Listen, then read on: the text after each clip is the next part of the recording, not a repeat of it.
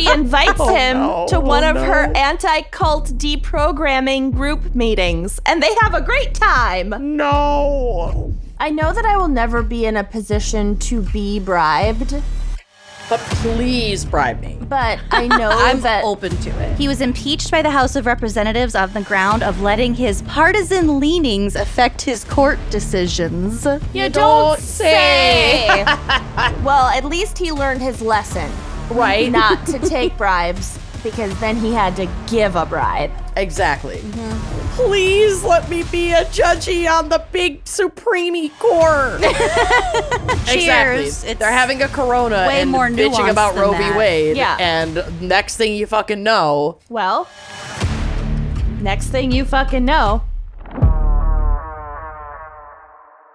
Viewer discretion is advised. figure it out.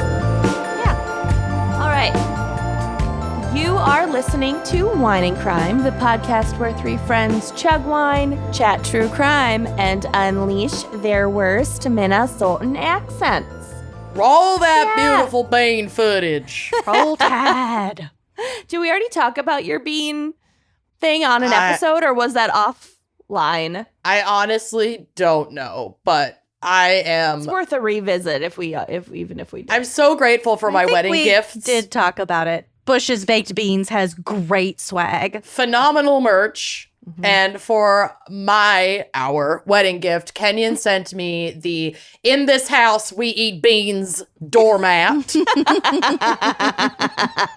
The bean hat. I have a top to toe baked bean sweatsuit that is like beans. Like when I showed it orange to Zach, gravy he beans. gasped. I thought you were He gonna say was like, gagged. I described it to him first, and then I showed it to him, and he gasped. He was like, I didn't know the beans would be that big. They're The so print of big. the beans is very large. So Prominent. big. And then she also threw in a magnet of the beautiful bean footage golden retriever. It's on my fridge. I love it. It's great. I wear this hat like every day. I love it so much. I got the same one, and then Corey stole it immediately. What a douche. Because Get it what'd back. you get in the mail from Bush's Baked Beans? My outfit today, though. My outfit is very much giving like Rachel Leviss TMZ interview. Totally. You beauty queen. But it's a little toasty in my office. So I took my She sweatshirt looked off. like, what was The her alien name? from E.T. Gypsy Rose Lee Yes. Blanchard. She does one look of like them. Gypsy Rose Is it Blanchard. Rachel or Raquel? It's Rachel. What? She goes by Raquel. She changed her own name to Raquel. Her name is She didn't Rachel. legally change it, but in elementary school or something, there were like two other Rachels in her class, so she decided to go by Raquel. But her legal name is Rachel. Okay. Bye, bitch. It's still better than Hilaria. Hilaria Oh, yeah. Baldwin. Mhm. That is hilarious, though. I wanted Anyway. to be Lisa after Lisa Frank or Nicole after Nicole. Anna Nicole Smith. No. Oh. After the O.J. Simpson case. Oh. Nicole Brown Simpson. Poor Nicole Brown Simpson. You what? Poor baby. I didn't quite get the whole thing. We were in third grade, but I loved I knew there was that something name. with a glove. Yeah. Anyway, who are we? Nicole. Oh, Rachel. I'm Kenyon, aka Nicole. I'm Lucy. I don't think I had a Lucy was my nickname. Yeah, I'm Amanda. I don't. Mund. Mund. Mhm. Amanda. In ninth grade, I wanted my friends to call me Mary Legs. I don't Mary remember that. Legs. Mary Legs, like the horse, Mary Legs. I don't know. It was a joke. Jessica and I had nicknames for each other in our photo class.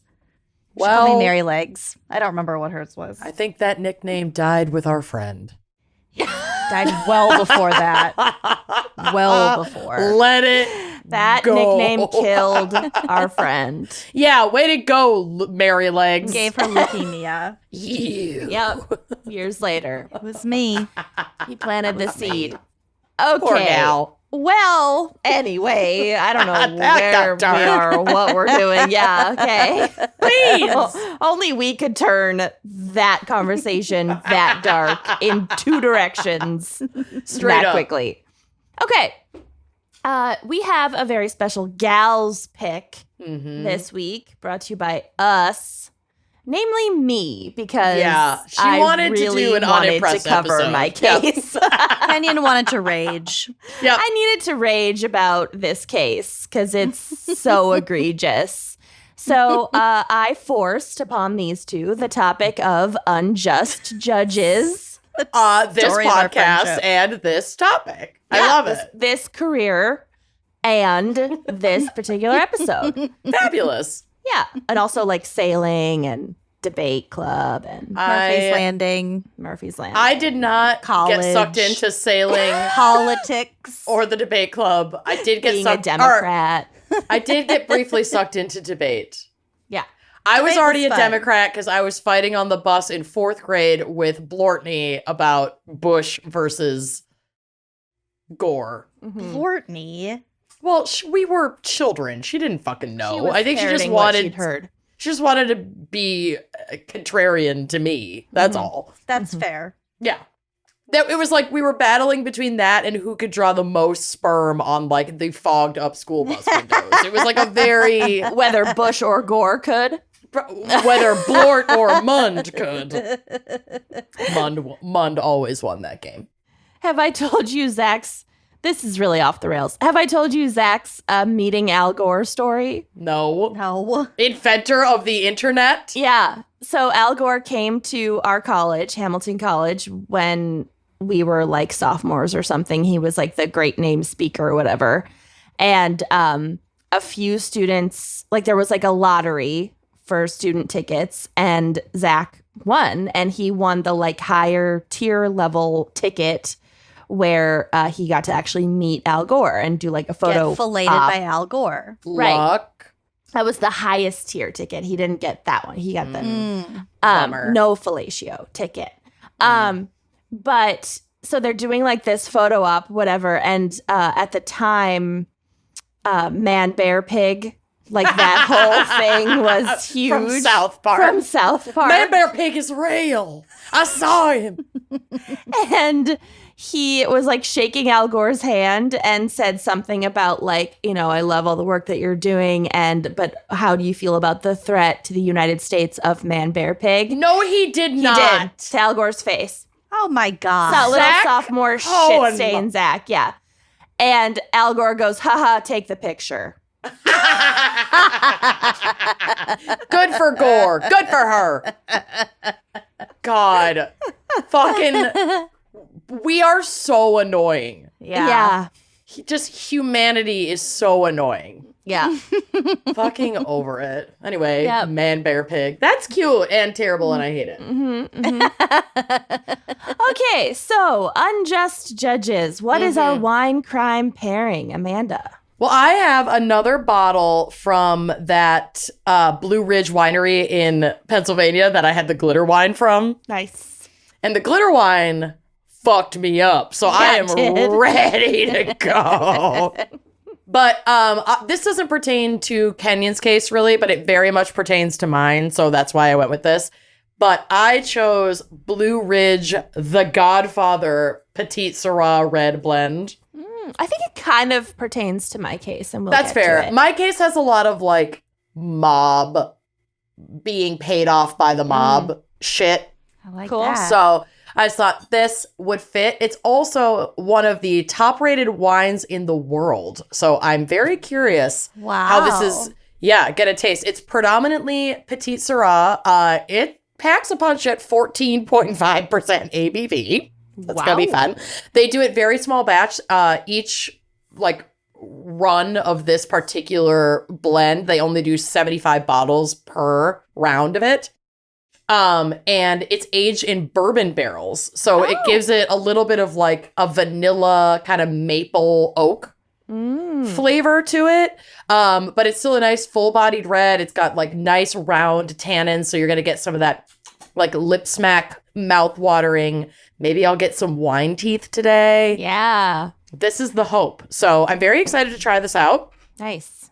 I'm going to pop it open with an XOXO, the Wine and Crime Gals iridescent wine key, which I believe is still available at our online store, wineandcrimepodcast.bigcartel.com, as well as our new and amazing blood spatter our tees. new shirts. They are so soft, Way so cute, so perfect for summer. They're like flowy. They're not this cute. They're not rigid. They're like this really breathable fabric when it's really hot. Say your air conditioner broke and you're waiting to see if it can be repaired, and it's supposed to be in the 90s all week. So Raise your hand if that's happening to you. currently, 2 out of 3. 2 out of 3. Cool. Are we ready to pop? Yep. Ready. All right, here we go. Oh, Ooh. Top rated nice pop. pop. Yeah. You know what I had last night that was really good? A Corona. Yum. Straight up, every once in a while, a Corona is fucking where it's at. Ooh, Yeah. so inky. I was just really boiling hot in my house. Yeah.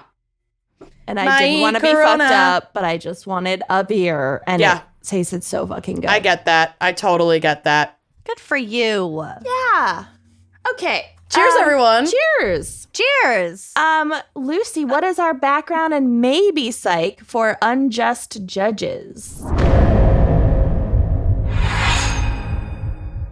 I don't have any psych, but I do have like a mini case. Cool. I love that. Okay, so there's kind of a lot of dry stuff to get through, but I feel like it's important to understand. Okay. Because the judicial system is actually fairly complicated. So according to my boyfriend and lover, a judge is a public official vested with the authority to hear, determine, and preside over legal matters brought into a court of law. Dun dun. The administrative office of the U.S. courts states that there are two types of court systems. We have federal and state, and therefore we have two different categories of judges. So the vast majority of this is about federal judges. Ooh, that wine is really tasty. So Article 3 of the Constitution invests the judicial power of the U.S. in the federal court system. Within the system, there are 13 U.S. Court of Appeals, I don't know. Coals to sack. Passersby. 94 U.S. district courts, the U.S. Court of Claims, and the U.S. Court of International Trade. If parties are dissatisfied with a decision made within these courts, they may appeal to the U.S. Court of Appeals. And if they're dissatisfied with that decision, they might ask the U.S. Supreme Court to review a decision, but the Supreme Court is not obligated to take on that case. I did not know that there was one overarching U.S. Court of Appeals. There are 13 U.S. Court of Appeals. Courts of I appeal guess or court I thought of you were appeals? saying that there were the 13 and then there was one more and then there was the Supreme Court, but that's not what you're saying. No, I think that if whatever given court you don't like their verdict, that you ask Go to your the nearest Court Sure. of Appeals. Okay, then I did understand it correctly. Okay. Yeah. So again, the U.S. Supreme Court is not obligated to take on any given case. And they are the final decider of federal constitutional questions. And so if they don't take on the case, then the last ruling by whatever U.S. Court of Appeals stands. Yes, that is my interpretation. I think you can ask the Supreme Court more than once to review your case. But as far as like, how, what happens in the interim, Stays in the interim. yeah, that the last judgment stands. Within the federal court system, judges are appointed and or nominated by the president and are confirmed by the Senate. So these judges are often called Article 3 judges, and they include Supreme Court justices. Also saying this now, the difference between a judge and a justice is that justices sit on the really high courts, but they're basically the same thing. We have the Court of Appeal judges, district court judges, and senior judges.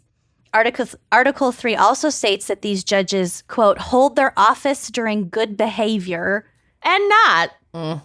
Meaning that unless they're impeached by the House of Representatives and then convicted by the Senate, they will have a lifetime appointment and their salary can't be reduced as long as they are in their appointment. Cool. Yeah. According to the Supreme Court, the only justice to have ever been impeached was Associate Justice Samuel Chase in 1805. He was impeached by the House of Representatives on the ground of letting his partisan leanings affect his court decisions. You don't say. However, he was acquitted by the Senate, so really no judge has lost their judgeship in this way. Sure. Wow. According to the Supreme Court, the Constitution does not specify qualifications for Supreme Court justices, such as age, education, profession, or even native-born citizenship. And that's why the Republicans keep finding really, really young ones. Random. Yeah, there are no stipulations. Technically, they don't even need to be lawyers or law school graduates. That's Don't insane. love that. Though all For the justices, Supreme Court? though all justices have been Technically. trained in law. So James What does that F. even mean? If I watch enough YouTube videos, can I sit on the fucking Supreme Court? If you have gone to law school at all, but you don't have to have graduated with any Or passed specific the bar. degree or passed What the if bar. I've partied with law students at a small liberal arts college in upstate New York? If you can be nominated by the president and approved by the House of or by I mean, the we're Senate, getting to the point where, like, if Trump gets reelected and gets another fucking pick, then to I could be on the Supreme Court. Yeah, he'd totally choose you. All right, Trump 2024. Let's fucking do it. Oh, God. I'm ready. So James F. Burns, who served from 1941 to 1942, Short-lived. was the last justice to be appointed who did not attend any law school. But he did study law and he did pass the bar at the age of 23, which is really young.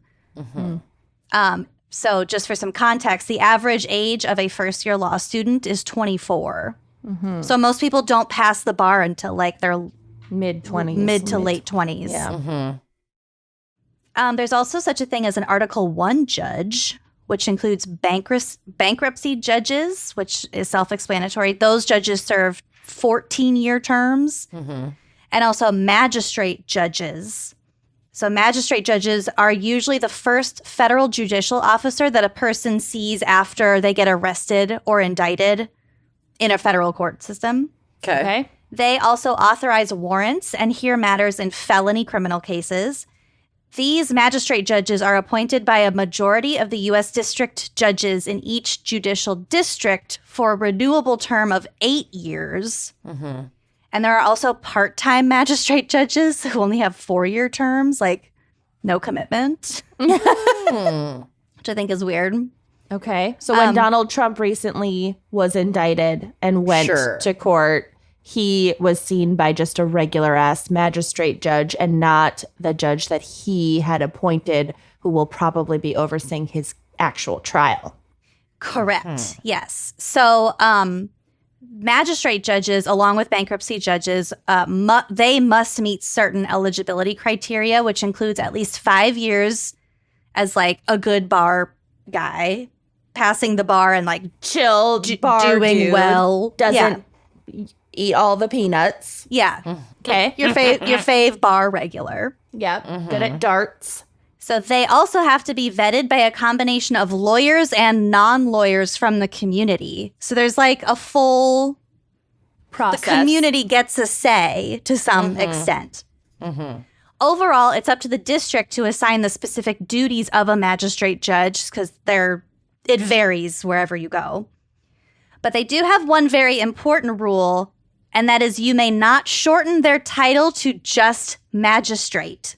It's very specific by the Administrative Office of the U.S. Courts that they are a magistrate judge. Okay. Okay. Don't get Very- it twisted. No, very, very strict about that. Well, because a magistrate is something different in like Europe, right? Old England, probably. Yeah, a magistrate is something totally different, but I don't know. So moving on to the state court system. The Constitution and laws of each state establish the state courts. And since the state court also interprets state laws, it helps the state retain power and ensures that the federal government doesn't become, too strong, too overbearing. State courts are courts of what's called general jurisdiction, and they hear all cases that are not specifically selected for federal courts. These cases include most criminal cases, probate, most contract cases, tort cases, which are personal injuries, as we learned in A-Hole Attorneys, Mr. Belly, that crazy guy with the fur coats. Oh, I love him. The Tort King. Tort King. And family law, which includes marriage, divorce, adoptions, etc. According to the Judicial Learning Center, about 90% of all cases heard in the American court system happen at a state level. Judges at this level are selected in a variety of ways, including an election, an appointment for a given number of years, an appointment for life, and or a combination of these methods, such as an appointment followed by an election. I have wondered, and maybe we can't cover this or you don't know the answer, but if everyone can appeal if they want to, and I feel like most people, at least with criminal cases, appeal just in case. Yeah.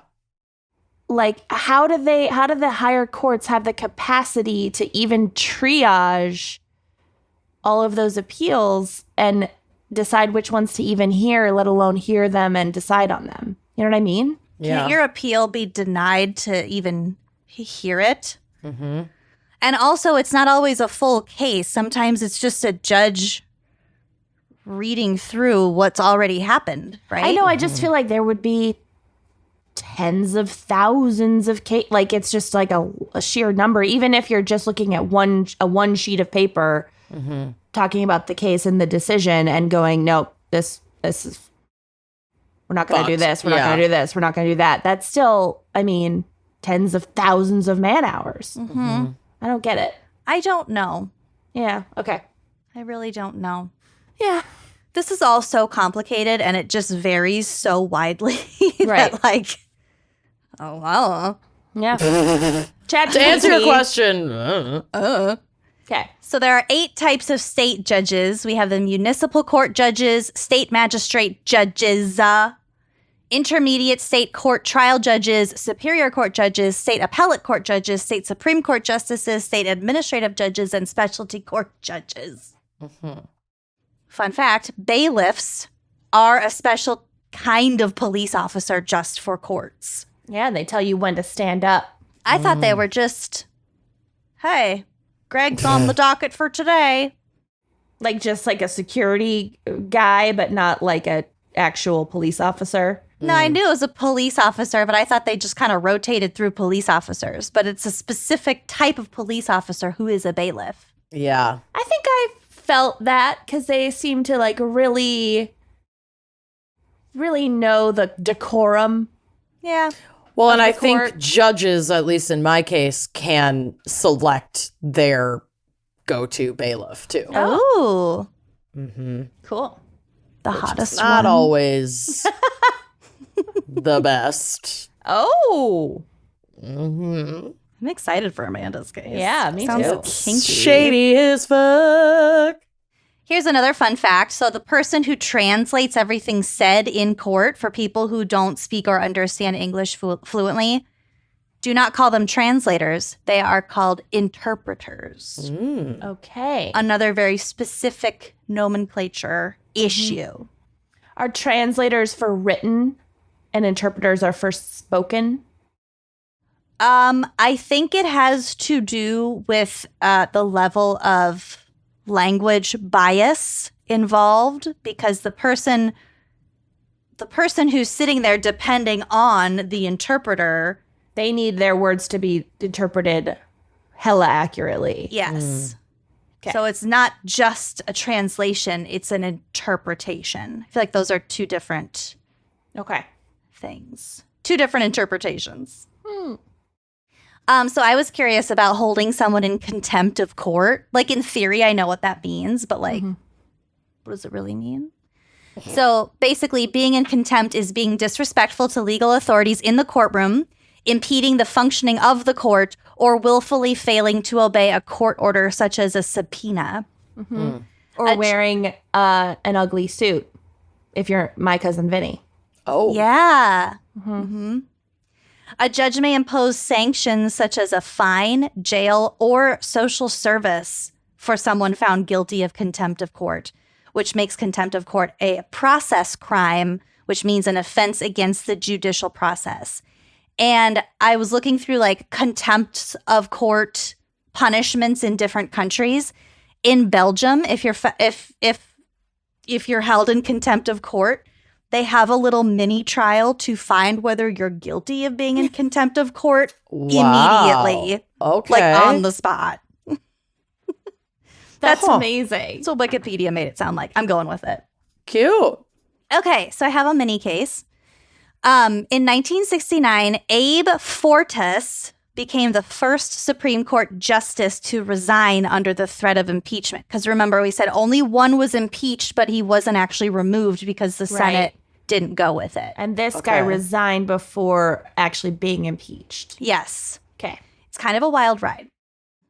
Okay, born on June 19th, 1910 in Memphis, Tennessee, Abe Fortas was the youngest of 5 children and was raised as an Orthodox Jew. He was the first one in his family to attend college, going to Southwestern College on a scholarship. Though he loved Memphis, he aspired to something bigger. Bigger than Memphis? What could possibly be? Well, he received a scholarship from Harvard's and Yale's law schools and decided to attend Yale, becoming the youngest law student at 20 years old. Like, I guess in Yale's law at that time, he was the youngest law student in his class. Okay. He graduated cum loudly in 1933 Like you do. and right away accepted a teaching position at Yale and then kind of moved on to other jobs.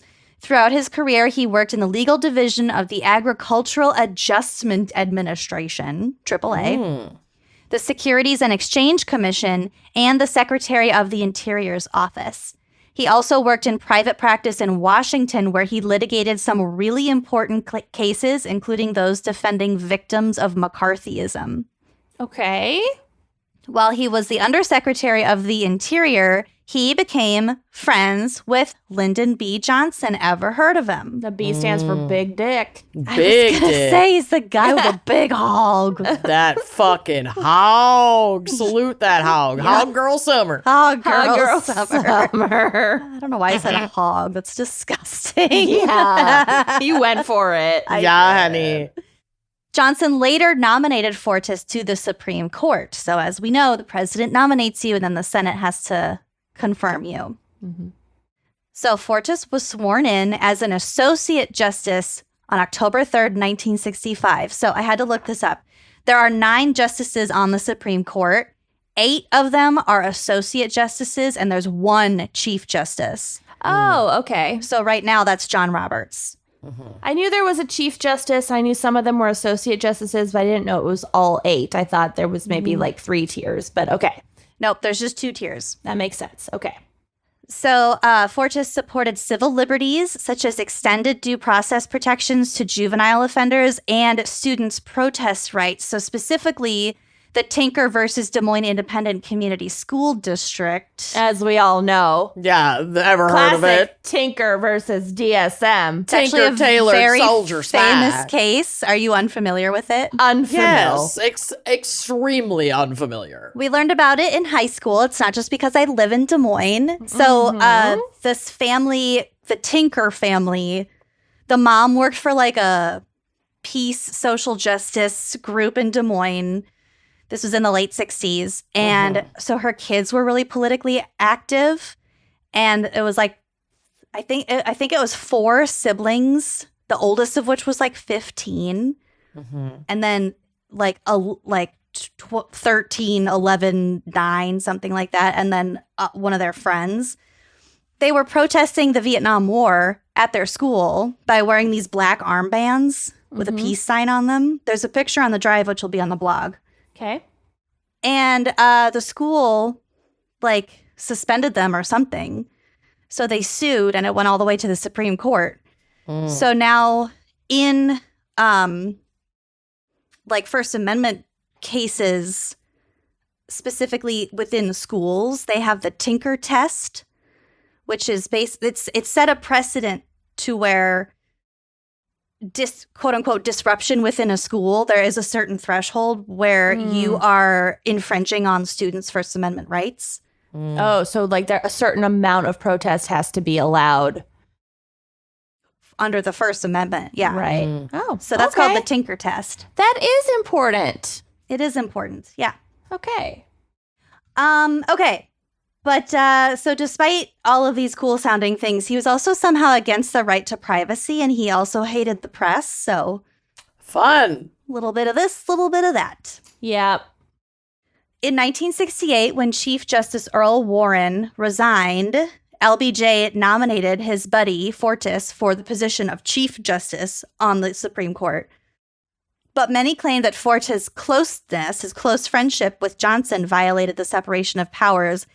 They were quite close. You should look at the picture that I have in my folder of Oh, God. LBJ, like, leaning over. He would do that to people to intimidate them. I think they're doing it goofing. I think they're just having a laugh. Yeah. But he would do that to people on purpose. That's Yuck. so fucking gross. I don't like that. I don't either. No. Rubbing That's a no from me, Dag. a big dick on him. LBJ. Yeah. So LBJ's political rivals, including Nixon and Southern Democrats, because remember, this was the 60s, so there were still like segregationalists. Yeah, the Democrats were split. Yeah. Thought this arrangement was quite fishy. Anti-Semitism also definitely played a role here because, again, he was raised Orthodox Jewish. The National... So also those Southern Democrats weren't a huge fan of that. No. Not so much. The National Socialist White People's Party started a phone campaign that summer. Really buried the lead, y'all, with that name. They were really prominent, condemning Fortas as, quote, a despicable Jew with a red record that smells to high heaven. We're basically right back to this level of overt fucking fascism. Yep. Like this party, I'm sure exists now. Like this is where we're at now, people. Fortas himself called the effort to defeat his nomination, quote, anti-Negro, anti-liberal, anti-civil rights, and anti-Semitic. With his subsequent nomination hearing, because he had, I think that if your nomination and like ascension to Chief Justice is contested, you have to have a hearing in front of the Senate for the Senate to approve you. Because most of the time it's just going from Associate Justice to Chief Justice. It doesn't really matter. But in this case, people really fucking cared about it. Right. So he had to have a nomination hearing. He became the first sitting Associate Justice nominated for Chief Justice ever to appear before the Senate. He underwent 4 days of questioning about his legal career, his judicial philosophy, and his relationship with Big Dick LBJ. I'm picturing Hillary Clinton like this. Yeah, I know. Not Brett Kavanaugh crying. Right. I like beer. Just hanging out with my friends, Boner Champ and Broccoli Rob. We boofed. Okay? I like beer. God. Okay. Please let me be a judgy on the big Supreme Court. Please, my daddy really wants this. Oh my God. Okay. Please. So that sucks for Fortas and like humanity in general, but it does get worse and more complicated. So it came out that Fortas had accepted $15,000 for some speaking engagements at American University's Washington College of Law. And that money had come not from the university, but from private sources that represented business interests connected to 40 different companies, some of which were like tied to him directly.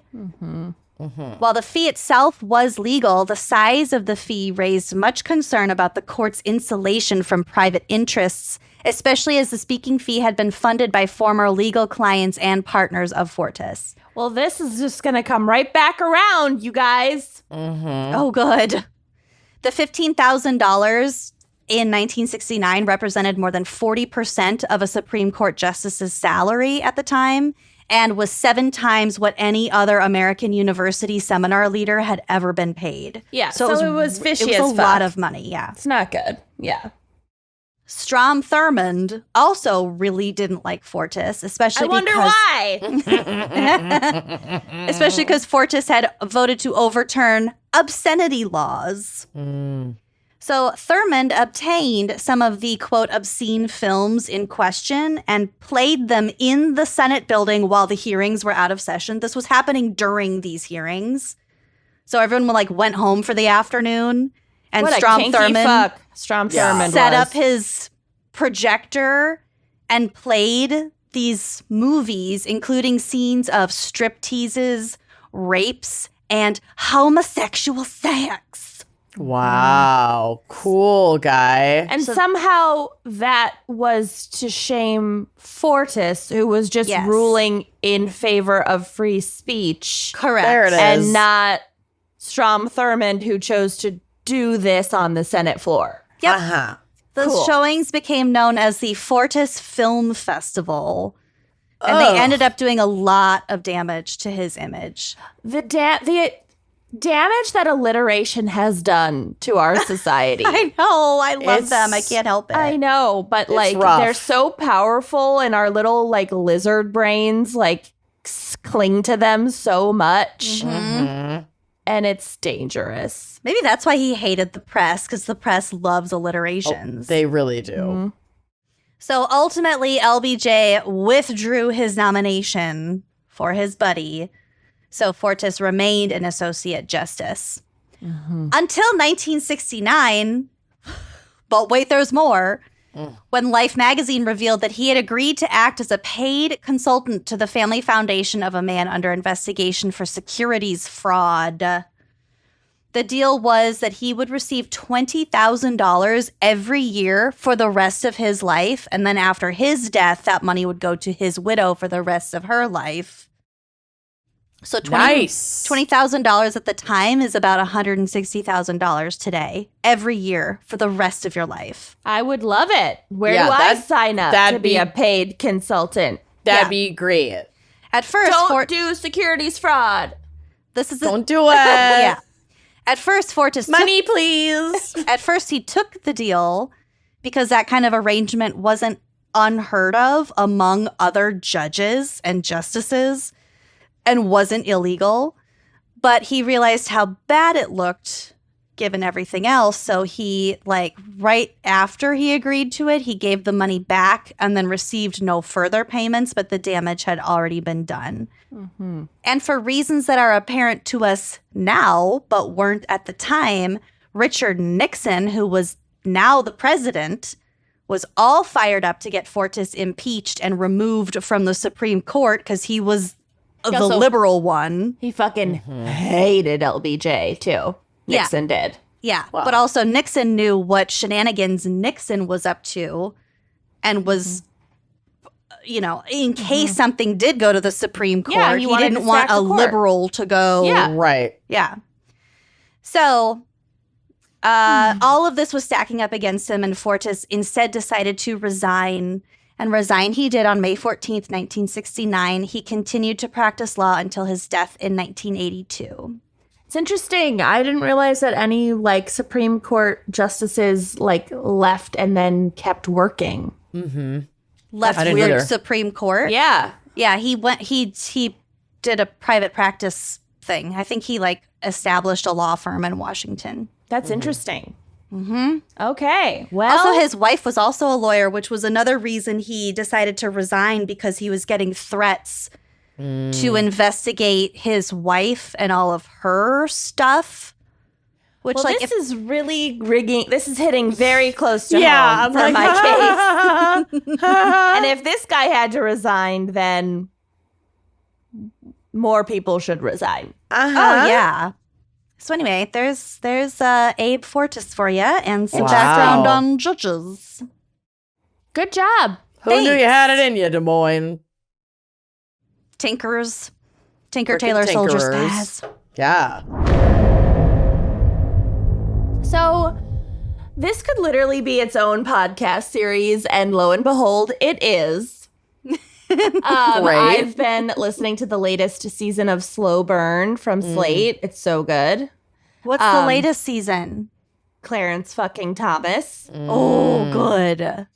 So that is who I'm covering today. And Got there's it. so much that I can't even cover all of it. I had to like pick and choose the parts of his shittiness that we had time for today. Okay. Okay?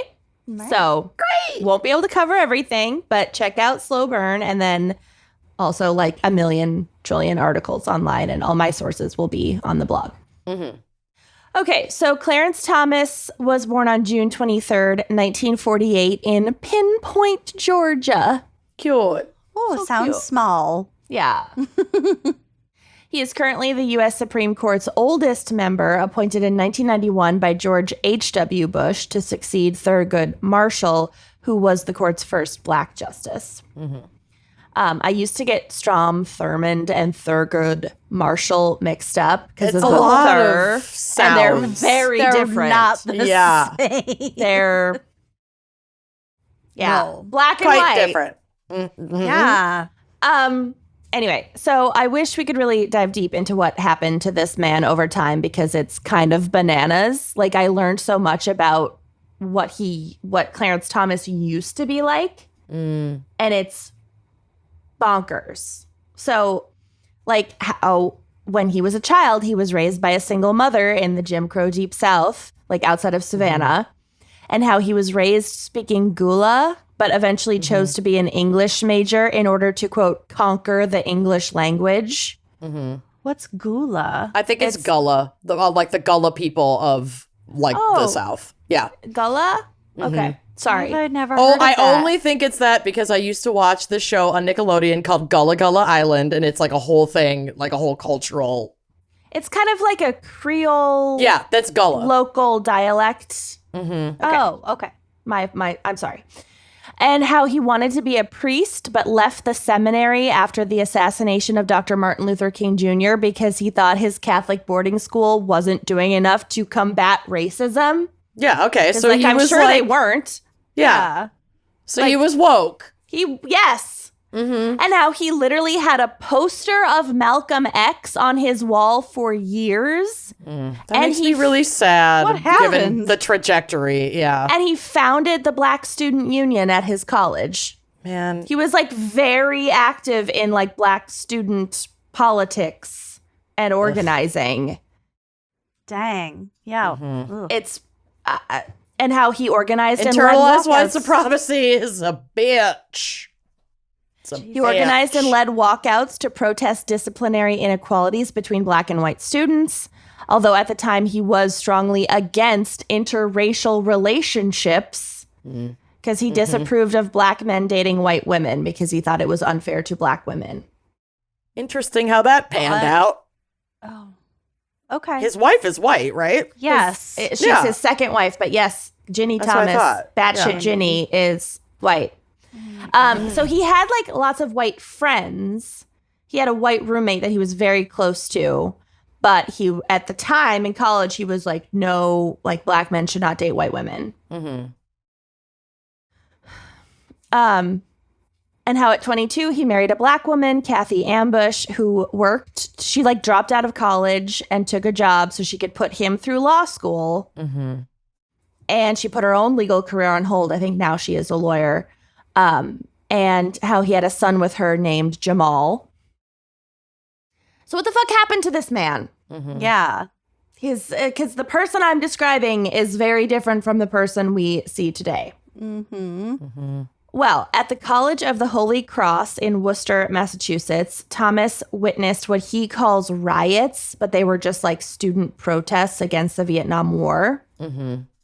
And these like skirmishes, like he like was horrified by this, that things like got rowdy. No one got actually hurt, like nobody died or anything.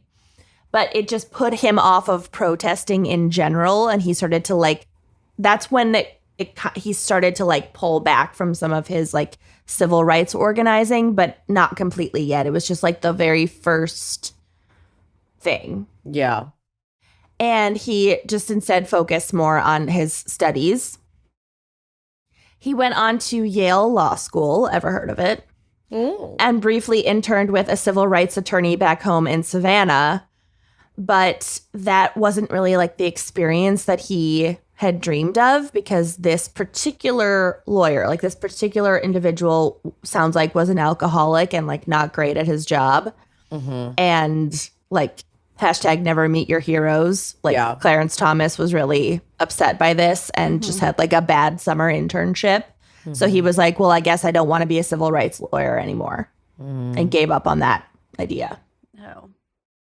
From one internship. Yeah. Too bad that one guy was kind of a dick. Yeah. So now he starts to fall in with some like pretty famous conservative thinkers while he's at Yale Law School, including John fucking Bolton. Ugh.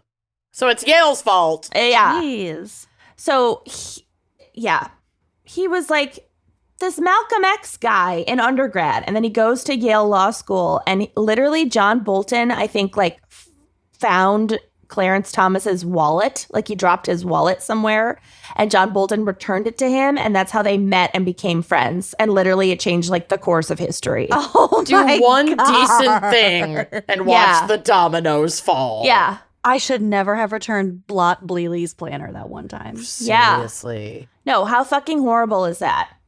So now he starts to get in with some of these like conservative networks on the right. And he still considers himself a Democrat at this point, but he's wobbling. And then he graduates from Yale, but despite having worked really hard in law school, he's unable to secure a job at one of the big fancy law firms like most of his classmates could, because it's fucking Yale. And Thomas decides to blame affirmative action for this. What the fuck? So this is his thought. It's not, he doesn't think it's the racism.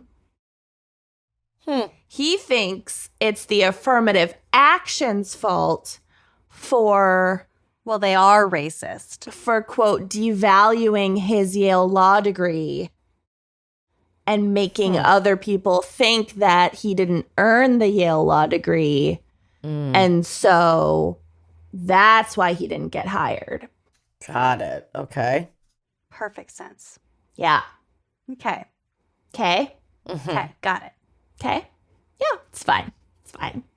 Also, he denied, including at his like confirmation hearings, that he ever benefited from affirmative action, even though he went to Yale Law School the year that they started doing affirmative action. Which, like, he had every right to be there. He had worked very hard and gone to these great schools and was a great student. But just saying that, like, I didn't benefit from affirmative action and affirmative action is why I didn't get a job after law school is like such a weird circle to try to square. Right. I don't get it. So anyway, he basically takes the only real job offer he gets, and that is to work for Missouri's Republican Attorney General, who is named John Danforth. And I feel like he met Danforth through the Bolton connection, but I could be wrong. The fucking wallet! So while there, he was heavily influenced by both Danforth and also the writings of this Black conservative economist named Thomas Sowell, who was also super duper against affirmative action and also like every other kind of social benefit, like Equity. yeah, thing. welfare and like just all of it. What's that what the free market would want? Right. So from the New York Times, quote, a few years later, after he was appointed by Reagan to head the Equal Employment Opportunity Commission, the EEOC, he would complain that black civil rights leaders, quote, bitch, bitch, bitch, moan and moan, whine and whine, end quote. Cool. Jesus Christ. So he has fully switched camps. Okay. Now he is a rising star on the right.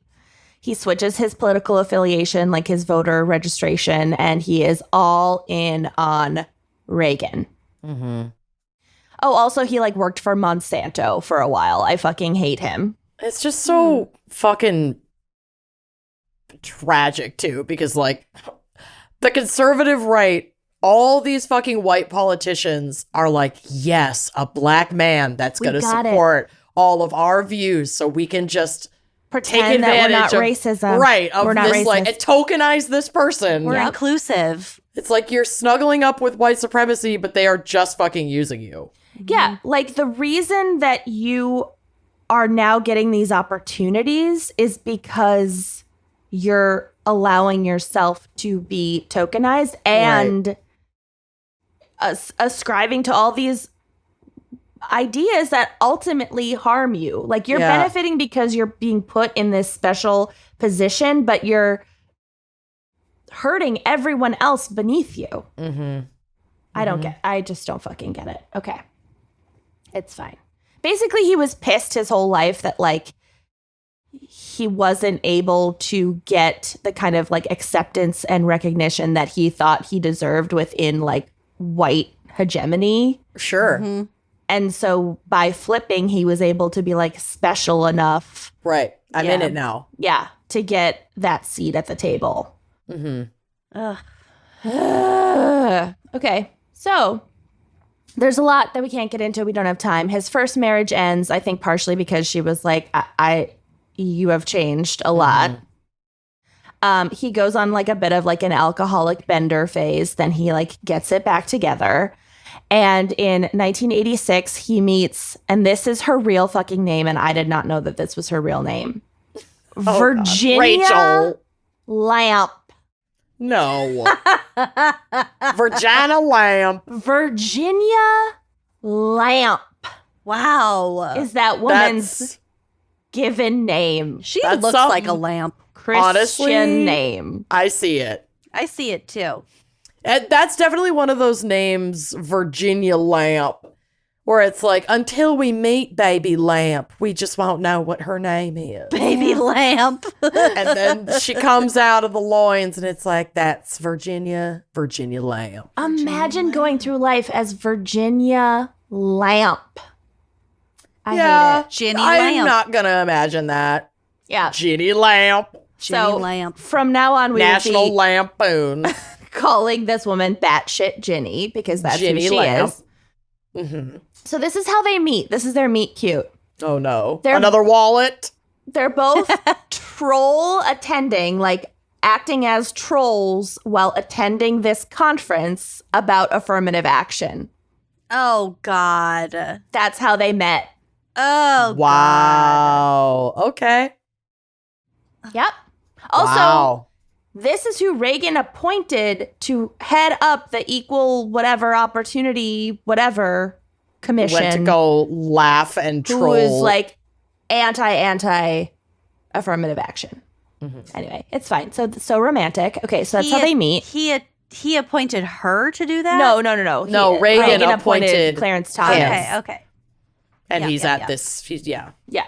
So she was an attorney at the U.S. Chamber of Commerce and was considering a run for Congress. God help us. She was also fresh out of leaving a new agey cult called LifeSpring.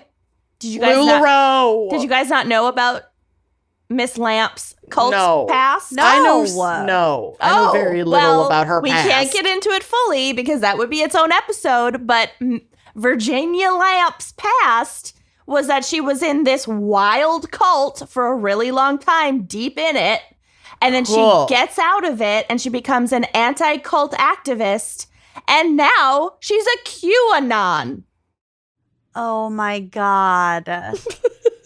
He's just swanging one into the other. She's a little prone Ginny cults. Lamb. Oh my God. You guys didn't know this about No. Ginny? I knew she that- was a QAnon bitch. I Yeah. didn't know that she had already been in a cult.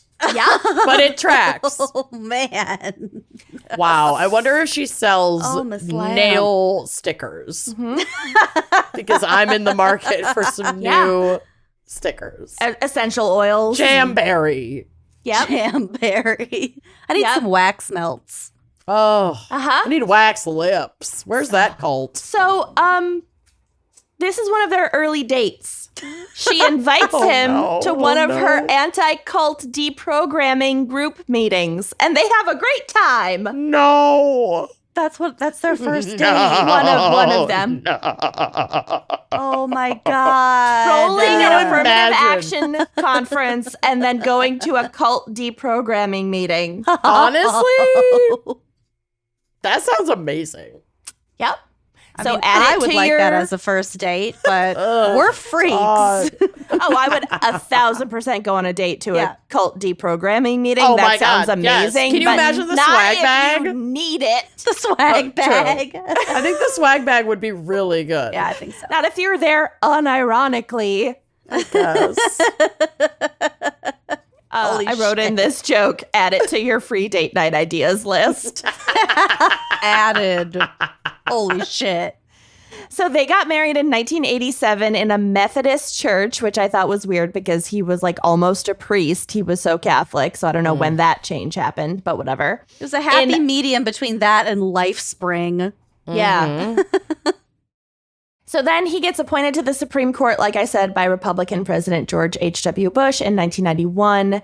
During his Senate confirmation hearings, Anita Hill, a former direct report of Clarence Thomas's at the EEOC, testified that he had engaged in repeated sexual harassment of her in the workplace. We don't have time to fully get into it, but here's like a really brief summary. The pube on the coke. Ugh. I couldn't even get to that. Oh, God. Hill said that Thomas had, this is a quote, Hill said that Thomas had repeatedly asked her to go out with him in a social capacity and would not take no for an answer. She said he would talk about sex in vivid detail, describing pornography he had seen involving women with large breasts, women having sex with animals, group sex, and rape scenes. Yikes. Judge Fortress Thomas- Film Festival. Judge Thomas would also talk about his own, quote, sexual prowess in the workplace. If you have to talk about your own sexual prowess, y'all, It doesn't exist. Right. the lady doth prowess too much. The man doth prowess too much. Yeah. And he once mentioned a pornographic film whose star he was called Long Dong Silver. No. Ew, I've seen the clip of her having to say that out loud Oh, in the poor hearing. So what's Anita has interesting? been through so much. Poor lady. Yeah. Ugh. What's really interesting is that I learned in the Slow Burn podcast that he had this history of going to see like porno films in sketchy theaters back when that was like a thing, Like Pee-wee. and then regaling his friends with stories about the films that he'd seen. So there Which, is like a go to the porn documented. theater. Who gives a shit? Do But that. fucking keep it in your Just pants. don't talk about it at work. Yeah. Talk about it to your friends. Well, listen, Keep I mean, it you to listen to our yourself. show. We say ridiculous shit, but Yeah. Yes. don't talk about it at Don't the force EEOC. that on somebody at fucking work, dude. Like, come Yeah. on. Yeah. But I just That's- thought it was interesting that like there's a documented history of him doing these things. Mm-hmm. So it all tracks. Oh, God. Okay, so we don't even have time to like fully get into the Anita Hill thing. Like that would be its own thing. And also like Joe Biden did not handle himself well Fuck during no. that. No. Anyway. Okay, so on to the corruption. We are mainly going to be looking at Clarence Thomas's connection with the conservative billionaire sugar daddy, Harlan Crow. Oh. This was recent. Loving it. This is recent. A lot of this came out this year. Yeah. So Crow's Dallas mansion has been listed as the most expensive home in Texas, valued at over $55 million. No. That's obscene. There's a photo on the drive. It actually looks quite nice. It features a 77 space underground garage. Well, Oh. 77 parking I spaces. need that for all my scooters. I don't know. You guys. I don't know 77 people. You don't have to. You just need to buy 77 cars. Oh, I kind of like the design of the house, but Yeah, it's not as egregious I thought as it was other going to be tackier.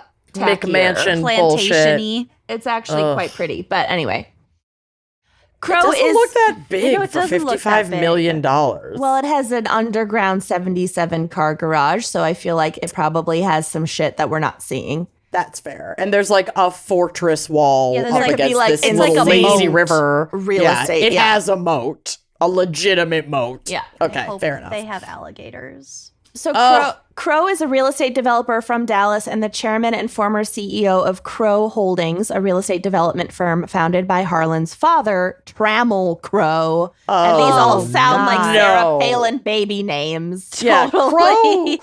Crow is also just a Harlan rough. and Trammell. It's a rough last name. Trammell. Trammell Crow. Sounds like Dremel. Yeah. So basically, the Crow Holdings build like big ass hospitals, hotels, malls, like huge multi-million-dollar real estate development projects. Crow is also the co-founder of a group called Club for Growth, which sounds like a Reddit, like a subreddit about warts, but it's an anti-tax conservative lobbying. It's a Dr. Pimple Popper subreddit. Club Club for Foot Growth. What's My Growth. Yeah. Oh, God. Felt. Deeply felt. TLC's new show. Oh. Oh, So no. it's an anti-tax conservative lobbying organization. Weird. They also like oppose doing anything to reduce greenhouse gas emissions. Mm-hmm. Cool. Those usually go hand in hand. It's great. Mm-hmm. So this is not a small potatoes thing. Like this goofily named group was actually the largest funder of Republican Senate campaigns, second only to the actual Republican Party, like the RNC, Oh, my God. for several years. Okay. And it's kind of crazy that I had never even heard of it until writing my notes, They try not to be heard about. right? Yeah.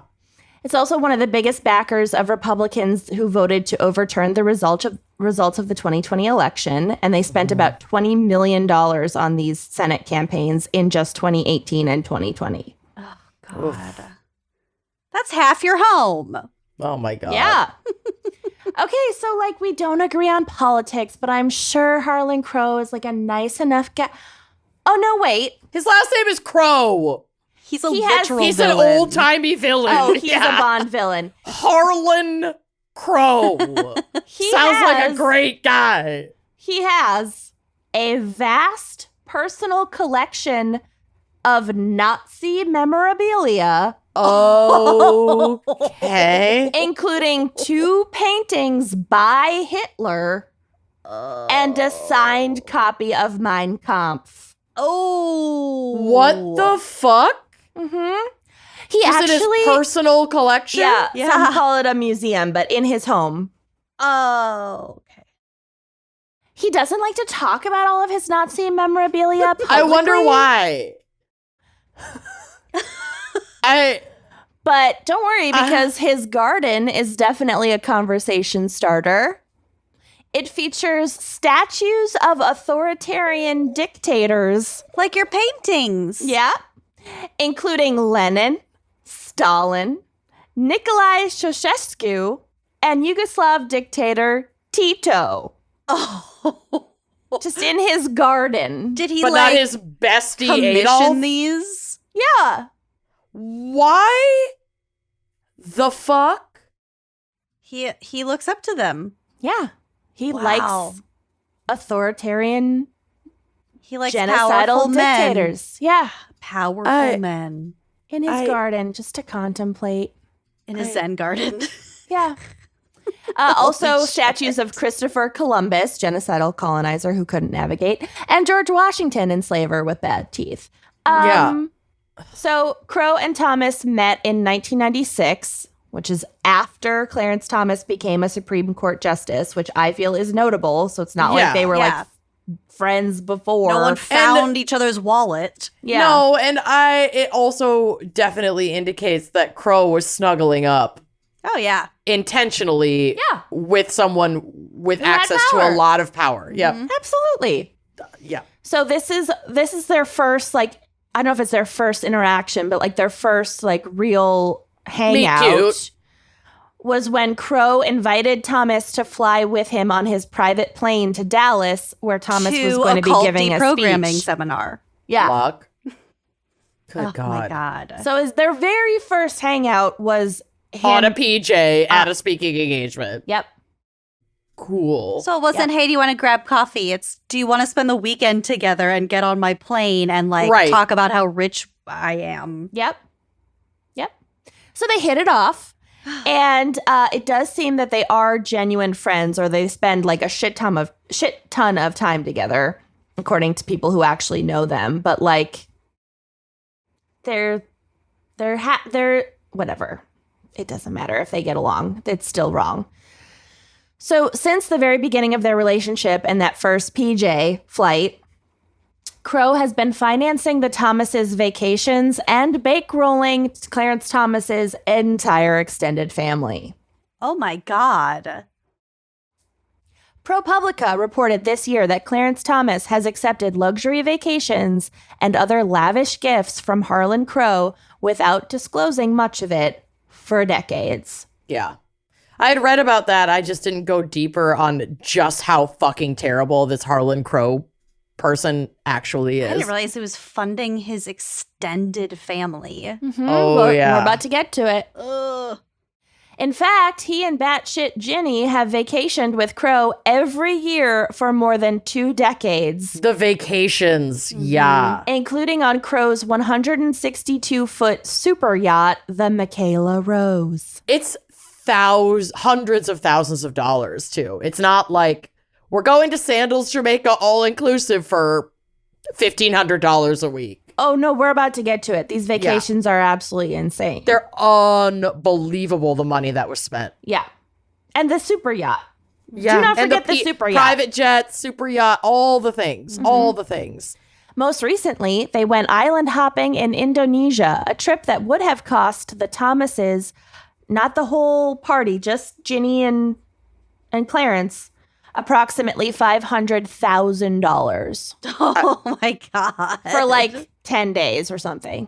Oh, Meanwhile, my I'm God. like figuring out how to find the money to repair my air conditioner. Yeah. I just Yeah. like this amount of money just makes me It's fucking unfathomable. cringe. It's Yeah. disgusting. For a week trip. It's so gross. You know how many people you could fucking feed and house for that kind of money for 1 week of your life? Clarence Thomas's annual salary as Associate Justice of the Supreme Court is about $285,000 a year. So Okay. 2 years worth pre-taxes. Pre-tax your salary. Jesus. Yeah. So like 3 years post-tax salary for this 1 week vacation. I'm But really yeah, glad I'm this sure wine it's is fine. so good. There because is I such a need thing it. as too much money. Yeah. Oh, there absolutely is. Yeah. We're looking at it. Attending the Bohemian Grove, which I had never heard of, but apparently it is an exclusive all-male retreat that has Ew. existed Ew, for yeah, decades no. in Sonoma, California, that No. counts among its members several ex-presidents. I don't like course it anything does. all male. Women, Never a good Except sign. a review. Right. Except a Chippendales review. I will allow it. Oh my Except a God. review. So with this Bohemian Grove thing, like apparently during their like retreats, it's men only. But then members, Oh. full members are He-Man allowed, Woman Haters Club. are allowed to bring their wife and kids at other times, but women and children must leave the property by 9 p.m. So they can To circle go jerk back to their red tent and squat until dawn. and He also- not if they're on their periods. Yeah, probably. Yeah, you can't actually be on the grounds Yeah. at all if you're actively menstruating. Right. It's wild. Because you could be cursed. Sharks. You'll They're attract scared of bears. sharks. Yeah. Bears, sharks. It's just logic. It's Right. just logic, It's guys. science. And with all that blood leaving your brain and coming out your vagina, you can't be trusted around all these smart men. Vagina. Vagina lamp. Oh. Amanda was drinking.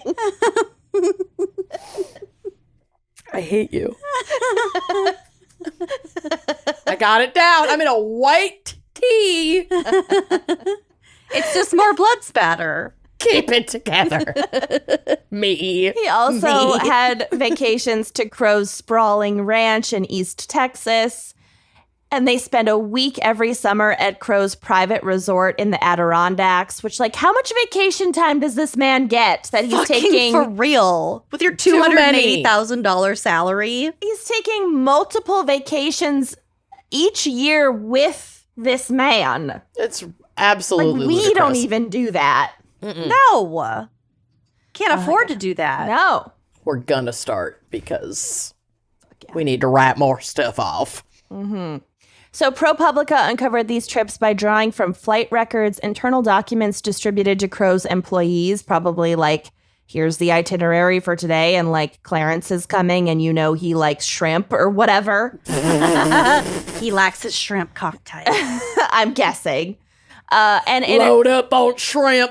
Clarence you is know coming. how much batshit Jenny just loves shrimp. Truffle mac and cheese balls. Okay, but yum. I know, it sounds really good. I'm making mac and Holy cheese for dinner. shit, that sounds so fucking hungry. fucking good. Okay. But also like real tacky for vaginar lamp on a $500,000 vacation. Chandler. Vaginar lamp. Courtney is pregnant right now, and let's start trying to convince her to name the baby Virginler. Virginler. Vaginar. Bite, sweet baby for Chandler. No one laughed when I said she should name it Alien. I didn't get chuckled. it until you said it out loud. I put the alien emoji. It was a real suggestion. AYLIENNE. The chat was moving so fast, you guys. Alien. It's kind of cute. I was having a really hard time. Ayla for short. Ayla and Ella would be tough. Okay. Ugh, yeah. Okay. Okay, so they also found out based on interviews with an Indonesian scuba diving instructor. Scoobing for Chandler. If I can't scuba, what is the What has this Supreme all been Court about? even about? What's my appointment been God. about? So it also sticks in my craw, my craw, Your Crow McGraw. my Tim McCraw, that Clarence has publicly repeated over the years a bunch of hokey nonsense about, quote, this is a direct quote, that he said publicly to the press before all these vacations came out. Quote, I don't have any problem with going to Europe, but I prefer the United States, and I prefer seeing the regular parts of the United States. What parts are those exactly? I prefer the RV parks. I prefer the Walmart parking lots to the beaches and things like that. Yeah, There's but when everyone's sending you on $500,000 vacations, you don't seem to have a problem with it. Indonesian Suck beach a big hopping. one.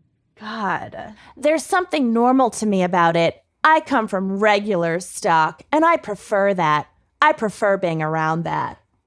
Well, that's bullshit. And also, maybe you shouldn't be so impressed by a guy with a disgusting amount of money to the detriment of literal society. It's just fucking stupid on its face. Yeah. Yeah. You're not vacationing in Walmart parking lots. You're being private jetted around the globe by this Nazi fan, Yeah. Bond villain. I forgot about the Nazi stuff. Woo! So we haven't in a even gotten to the Nazi stuff.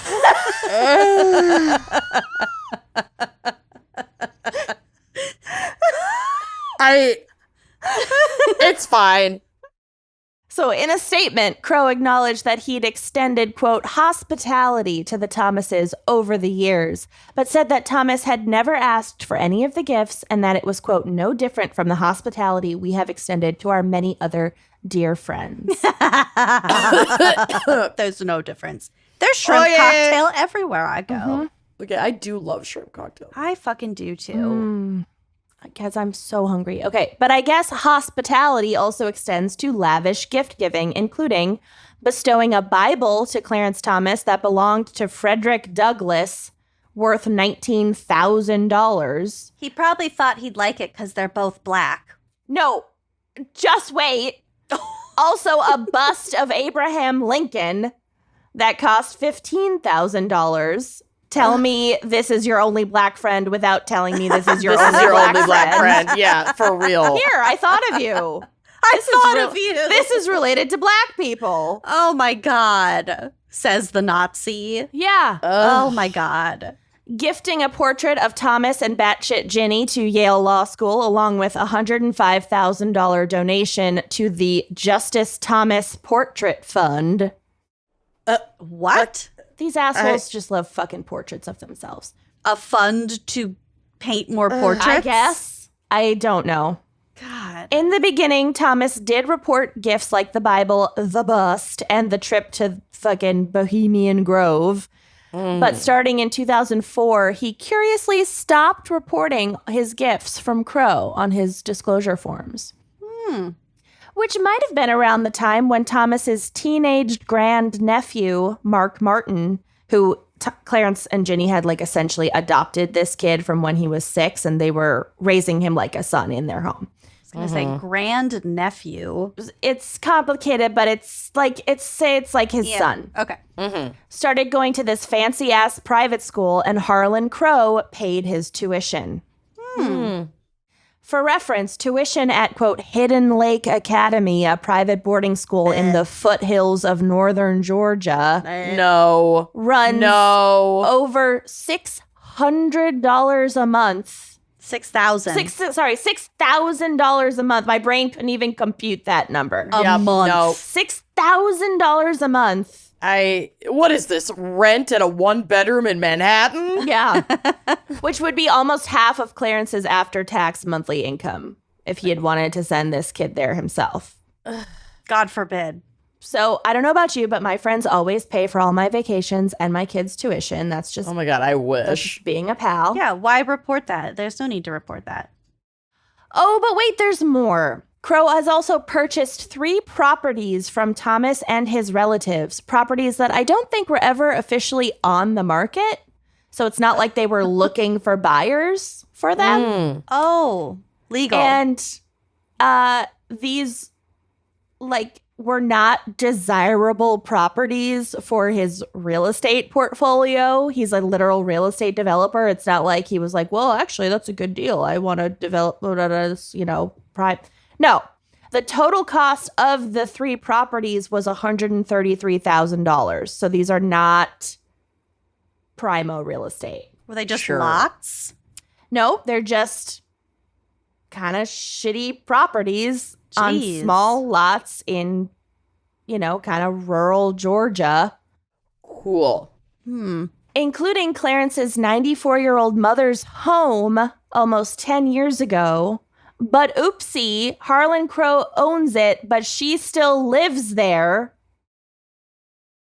And Crow has paid since $30,000 to renovate the property using an award-winning local architect. Nice. So nice.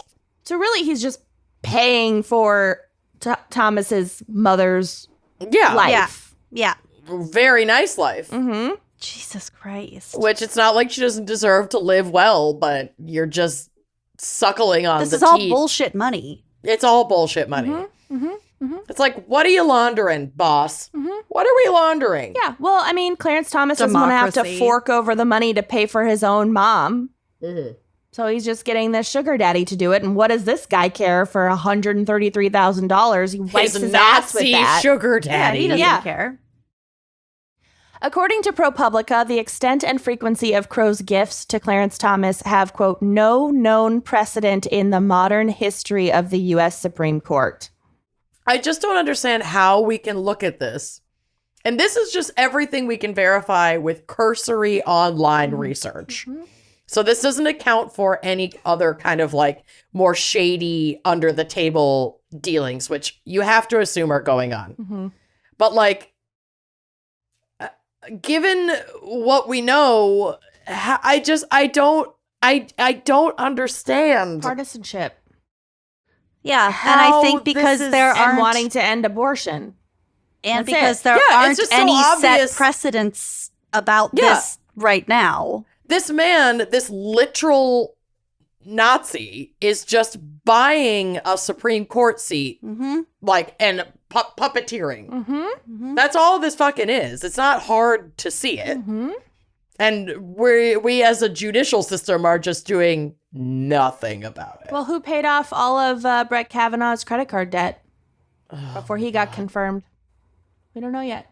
And where is their application to pay off mine? Right. Where is Hunter Biden's laptop? Oh my God. Honestly, if I find Hunter Biden's laptop, will you pay off all of my credit card debt? Yeah. Absolutely not. Not worth it. Okay, so You're right. It's not worth it. unlike other branches of government, there are few restrictions on what gifts justices can accept. For example, members of Congress cannot generally take gifts that are worth more than $50. I think it's if it's like from their own family members, they can. Like if you want to like get your dad something nice for Father's Day. And also, It's like, fine. who's really auditing that? Well, they're supposed to every quarter Report it all. report it all. Yeah, I was supposed to report all my tips when I was a server. I don't know if you knew this, but you are not a Supreme Court justice. Or a member Yeah. of Congress.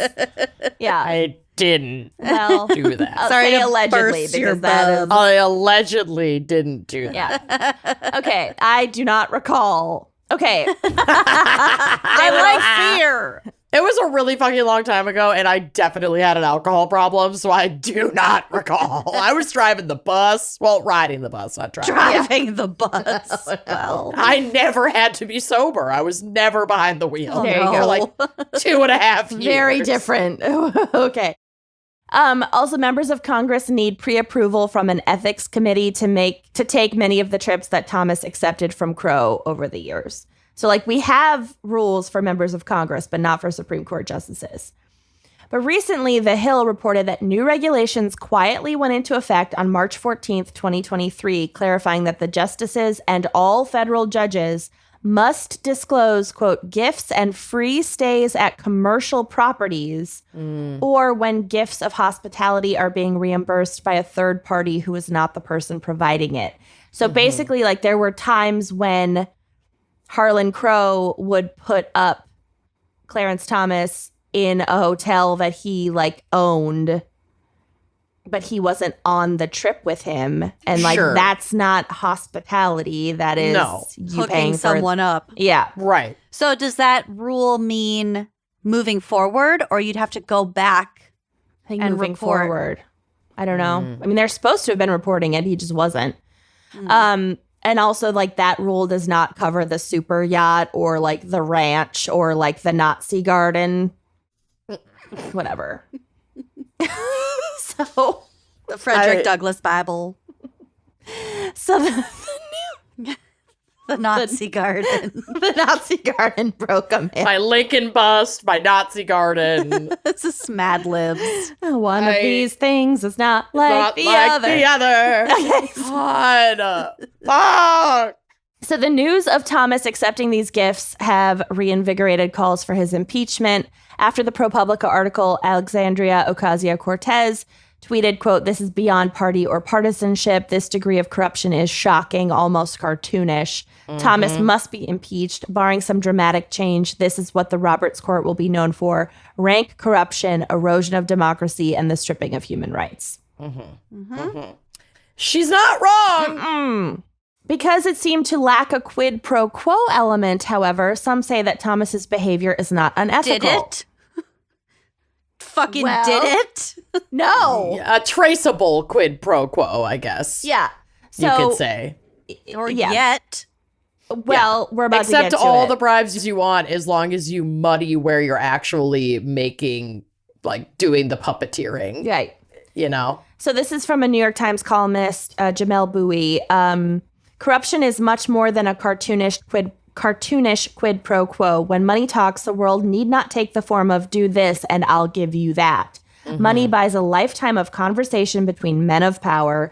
In that fraternity of words and wealth, stories are swapped, trust is gained, respect is earned, ideas are shared, and preferences become policy. Yeah, the shit they're chatting about while enjoying Sandals, Jamaica is like what's becoming fucking voted on at the Supreme Court level. But it's not just, will They're you having a strike down Corona. abortion? Sure. Cheers. Exactly. They're having a Corona way and more bitching nuanced about than Roe v. that. Wade. Yeah. And next thing you fucking know. Well, next thing you fucking know. Oh, there was an underlying quid pro quo, too. Reports found that Crow's anti-tax lobbying group has filed briefs in 8 different Supreme Court cases. And each time, Thomas sided with Crow's group. Interesting consistency. Yeah, which, like, he wasn't an outlier in all those cases, but he was the decider in, like, 5 of them. Yeah. Yeah, it's not insignificant. Yeah. And there's obviously so much more to talk about with Ginny. Like, we can't fully go into it, but just the stuff that relates to Ginny and Harlan Crow. Virgina Virginal lamp. Lamp. Get it right. Put some respect on my name. It's Virginal pronounced Virginal. Nay, lamp. Nay, lamb. That's Mrs. Supreme Court Justice. That's Mrs. That Virginal Nay, lamp. Jenny. Nay, lamp. Okay, in 2009, Crow reportedly gave $500,000 to a conservative political nonprofit started by Virginal Lamp, Ginny Thomas, called Liberty Central. Is the only thing worse than the Club for Growth. Yeah. Honestly, Republican branding is so tragic. It's gift really lacking. Was initially anonymous, so he tried to just give a cool $500,000 to her nonprofit that she started quietly. Someone has to report that kind of money. But Politico figured it out in 2011, 2 years later. And Ginny Thomas draws $120,000 a year salary from the group. Oh. Okay. She's working so hard. He's Bless her Which is soul. not her main job. No. Oh. That's her side gig for 120 grand a year.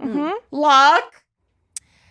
Less than a year later, the landmark Citizens United versus FEC case, which was a 5-4 Supreme Court decision. 5-4. Yeah. Literally one vote could have changed it all. Justice Thomas invalidated longstanding campaign finance restrictions, and shortly thereafter, Ginny Thomas announced that Liberty Central will start accepting corporate contributions. Oh, Liberty my Central God. will rise again. Many say that Thomas should have recused himself from this case because of his wife's financial benefit. After a watchdog organization pointed out that Justice Thomas failed to disclose his wife's employers, he changed his financial disclosure reports from the last 13 years. How can I you want to do just that? change mine. Yep. Imagine if they let you do that with your taxes. Right? Explaining that it was an unintentional omission caused by a, quote, misunderstanding of the filing instructions.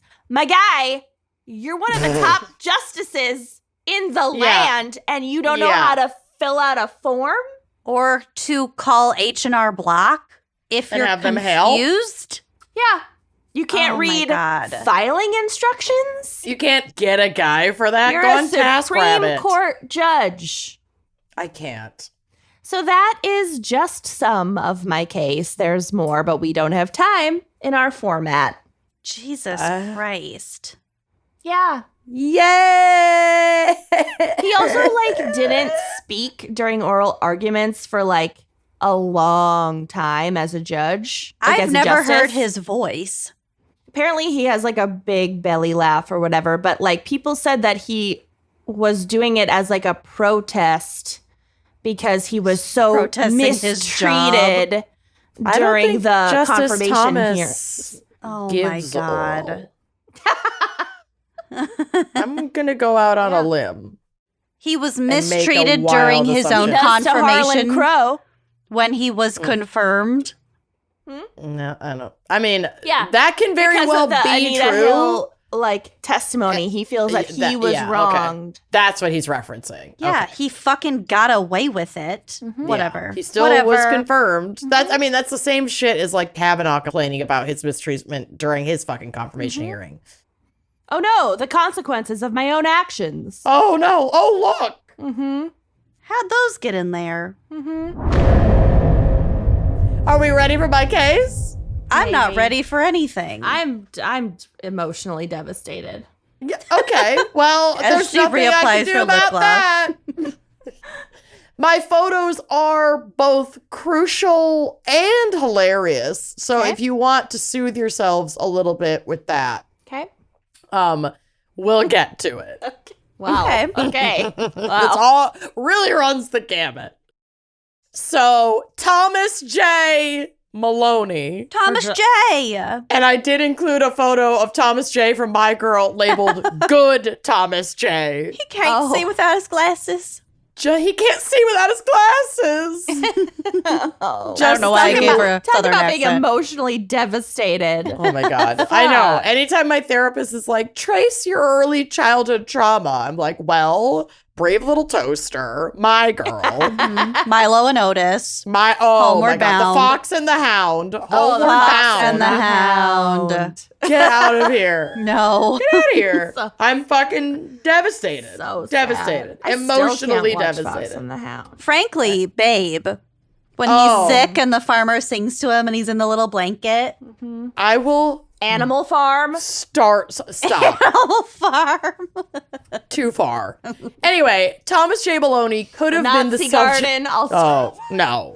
Could have been the subject of a catchy Chicago-style musical.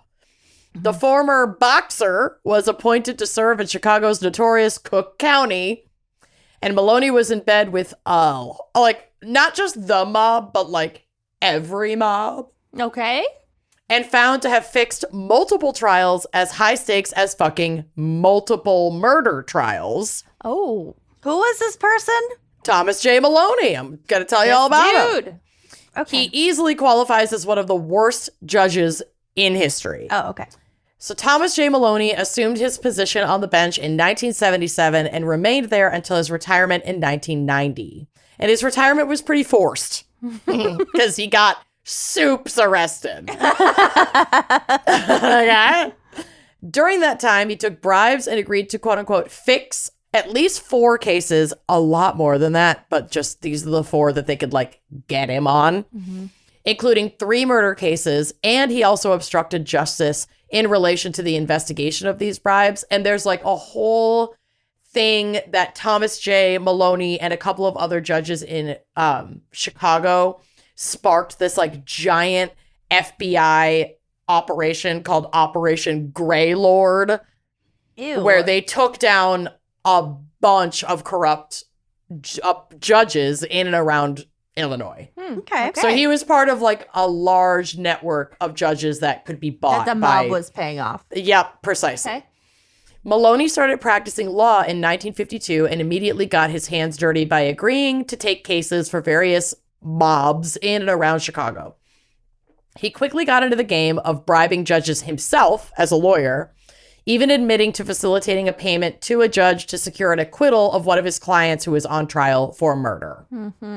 So he was already well-versed in shady legal deals before taking the bench in 77. He's like, I know that I could pay judges off, so I can also be paid off once I'm a judge. I know that I will never be in a position to be bribed, But please bribe me. but I know I'm that open to it. I'm torn on whether I would accept it or whether I'd be too chicken shit. It I'm depends not a on what judge, it's for. so I will accept. Right. Whatever bribe you're probably trying to get me to take probably has low stakes. Right.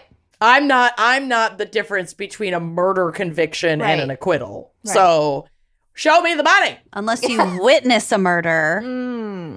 I'd consider the bribe. It depends on the circumstances, but I would consider it. I'm just letting everybody know. But I'd also be chicken shit to take it, and I'd be chicken shit to turn it down. If it's from the mob. I'm gonna take it. Depends on how much the bribe is for. I'm paying for a wedding. I'm taking that back. As a judge. That's a good thing we're not judges, you know? Exactly. Like This is the only reason why I could never be a judge. I'm just like only reason. too bribable. Yeah. The only reason. Only reason. As a judge, Maloney didn't just get his own hands dirty, but also involved his beloved bailiff, Lucius Robinson Malfoy. His bailiff. What? Mhm. Oh, that's not his real name. No, his name is Lucius Robinson, but Luscious. who moonlit as Maloney's bag man, which is the term for the dude who transfers the cash bribes from the mob bosses to the recipient, in this case, Judge Maloney. He quickly came to be known to mob attorneys such as Robert Cooley and William Swano, and Swano and Maloney are like bosom buddies. They are besties. It is the Lincoln bust to his Nazi garden type relationship. Got it. Yeah. Got it. He quickly came to be known to mob attorneys such as Robert Cooley and William Swano as a judge who could be bought. Not long after becoming a Cook County judge, in 1980, his boy William Swano represented a man named Wilfredo Rosario in a double murder case before Judge Maloney. The critical evidence against Rosario was his own fucking confession to the murders. Oh, He said he didn't. okay. From judicialreport.com, which was an incredible resource for my case, so I will be referencing snippets from them frequently. Quote, when Swano was discussing this case with bailiff/bagman Lucius Robinson, Robinson indicated that he could arrange a fix with Judge Maloney for between $2,000 and $2,500. Doubtful, Swano asked that a personal meeting between Maloney and himself be Yeah, he arranged. doesn't want to just waste a bribe on the bailiff who could be bullshitting him. Yeah. Correct. Taking And they it for hadn't- himself. This was like the first trial where they really worked together. So Right. Swano's like, no, I want to know that this is Gotta a confirm fucking it. real situation. So at this brief meeting outside his chambers, Judge Maloney told Swano that Robinson, Luscious, is, quote, my guy, deal with him. Whereupon, in Maloney's presence, Swano allegedly handed Robinson a white envelope with a portion of a bribe. Then in 1981, Judge Maloney suppressed the confession. So Rosario's confession, and was able to find Rosario not guilty. It'd be easy as hell as a judge to swing a trial. You just don't Correct. allow certain evidence in. And that was the majority of his Yeah. game. Yep. So in 1981, again from judiciaryreport.com, quote, attorney Robert Cooley was contacted by 1st Ward Alderman Fred Roty and Ward Secretary Pat Marcy to represent a man named Lenny Chow, who was a hitman for the On Leong crime organization, and 2 other individuals who were charged with attempted murder for shooting a man named William Chin in Chicago's Chinatown. So this was like this whole mob shootout. This guy, William, got shot, and now this guy, Lenny Chow, is on trial for attempted murder. Right. An On Leong representative named William Moy told Cooley that he wanted a guaranteed not guilty verdict, which who doesn't? Right. The case was before Judge Maloney, and Marcy assured Cooley that the judge could be bought, but warned him that Judge Maloney, quote, wants a lot of money on this one. Yeah. I So mean, Moy- he's got an island hop in Indonesia. He's got a mouth to feed, his own, because I don't know if he's married or has any kids, because I didn't look that far, because this guy's a piece of shit. Moy agreed to pay $100,000. Oh my God. That was a portion of which, Marcy gave to Maloney as part of the fix. So like Marcy gets his finder's fee, and then Maloney the judge gets the remainder for fixing this trial. for doing the work. Yep. But he went into it as an attempted murder trial. But then while they're like getting all of this settled, William Chin, the guy who was shot, dies So in the now hospital it's a murder trial. as a result of the shooting. And so the charges are elevated to murder. Despite this, Marcy was still able to get Judge Maloney to allow the prior bond to stand as long as a friend of Judge Maloney joined as co-counsel. So Maloney was like, I want to take the Get money, my but buddy a job. the only way I can pull this off is if I have someone as a lawyer on the inside to also Right. kind of like fix this trial for the jury. Right. So it's like, I can still do it, but now the stakes are higher, so you need to hire my guy as co-counsel. At trial, Judge Maloney, to fix this whole shenanigans. Jesus, this wine is fucking slapping me. I haven't even had any weed. I'm just like, fucked by this wine. For Chandler and her shenanigans. At trial, he admitted a dying declaration. So, like, the fucking... On his deathbed? Like a deathbed confession, essentially. But so he allowed it, but ruled it unreliable as evidence. So it's like, you can admit this evidence, but I'm declaring that this is unreliable evidence. Why admit it then? Probably to just keep the heat off of him. Yeah. Because if he totally tosses it out, right, he's gonna be really sus. Right. And the defendants were acquitted of this murder. That would be so fucking frustrating. So frustrating. So to keep suspicion of bribery off of him, he made a name for himself as tough on crime, a heavy-hitting judge, and especially when it came to gang-related cases. Mm-hmm. So not like necessarily mob-level shit, but like street gang level shit. Probably because he's also a little racist, let me guess. 1,000%. Yeah. Mm-hmm. He clearly had no problem putting young men of color who had gotten wrapped up in street gang activity behind bars with extremely harsh sentences while being paid off by predominantly white mob connections to clear their clients' names. Right. Because there's such a difference between gangs and mobs. Yeah. They're not synonyms or anything. It's so fucking stupid. As a result of his tough on crime image, he would often be assigned high-profile mob and gang-related cases, with the public trusting him to crack down on these, not knowing that he was being paid off to keep dangerous people on the streets and put the wrong people behind bars. Mm-hmm. On some occasions, he recommended the death penalty in order to appear super tough. Yep. In one such case involving 3 young men looking to buy drugs before being robbed and shot to death by William Bracey and Roger Collins in 1981, who, like, they did it and they deserve to be behind bars for fucking ever for that shit. But he was using this case to cover up his own bullshit. Mm-hmm. So he, quote, deliberately let this death penalty hearing become a debacle because imposition of the death penalty would bolster his reputation as a tough judge. In the press. So he wanted this case to get attention so that more people would know he was being tough. Mm-hmm. Tough on crime.